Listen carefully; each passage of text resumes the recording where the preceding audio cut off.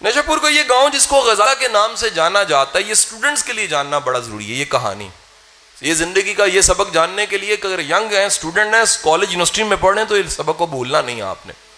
نیشا پور کے اس گاؤں غزالہ کا ایک بچہ ہے. تاریخ بتاتی ہے اس بچے کی ٹریجڈی تھی. غریب تھا. اس کا صرف ستم کیا تھا، وہ ڈیرے کا بچہ نہیں تھا، کسی بزنس مین کا بچہ نہیں تھا، غریب کا بچہ تھا، لیکن علم سیکھنا چاہتا تھا، طالب علم تھا. اس کا شوق تھا کہ مجھے کچھ سکھائے.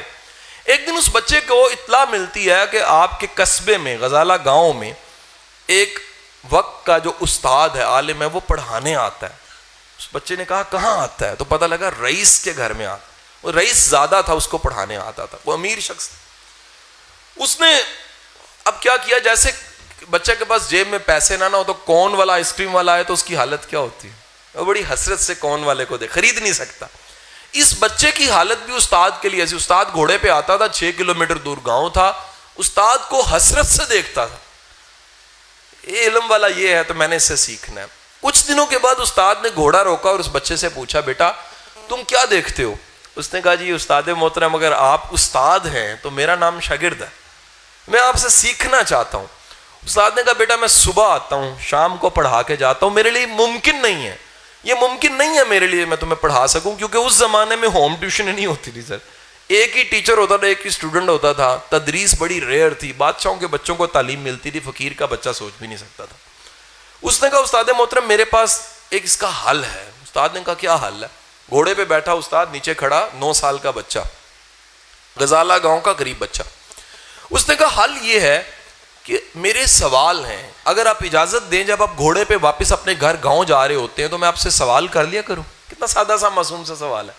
استاد نے کہا ٹھیک ہے، ڈیل ڈن، میں واپس جاؤں گا، تم سوال کرنا. اب استاد نے سوچا ہوگا، میری طرح کا استاد ہوگا نا، وہ نے سوچا ہوگا کتنے کو سوال ہوں گے، سوال کتنے کو ہو سکتے ہیں، 5 6 4 سوال ہوں گے، سوال ختم ہو جاتے ہیں، تو سوال تھوڑے ہوں گے. اس نے کہا ٹھیک ہے بیٹا اجازت ہے. میرے سر تاریخ بتاتی ہے کہ پہلا دن جب تھا، استاد گھوڑے پہ واپس جا رہا ہے تو شاگرد نے پہلا سوال پوچھا، دوسرا پوچھا، تیسرا. 6 کلومیٹر ختم ہو گئے، سوال ختم نہیں ہوئے. ویری نیکسٹ ڈے پھر 6 کلومیٹر ختم ہو گئے، سوال ختم نہیں ہوئے.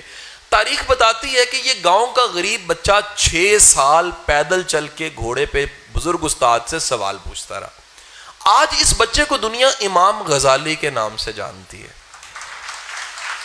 اور امام غزالی نے اس چھوٹے سے واقعے سے ایک سبق دے دیا ہمیں. سبق دے دیا کہ بیٹا مفت کچھ نہیں ہے، جو قیمت ادا کرتا ہے نام وہی پاتا ہے.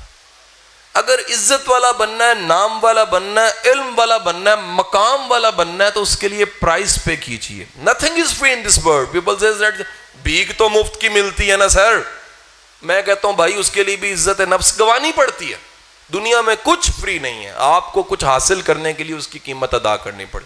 اور اگر علم حاصل کرنا ہے تو علم کی قیمت ادا کرو. وہ راتیں جاگ کے کرنا ہے، وہ محنت کر کے ٹیچر کے گھر تک پیدل جانا ہے، وہ آپ کو صبح صبح اٹھ کے کتابیں کھولنی ہیں، وہ دن رات ایک کرنا ہے. لیکن قیمت ادا کیے بغیر زندگی آپ کو کچھ دیتی نہیں ہے.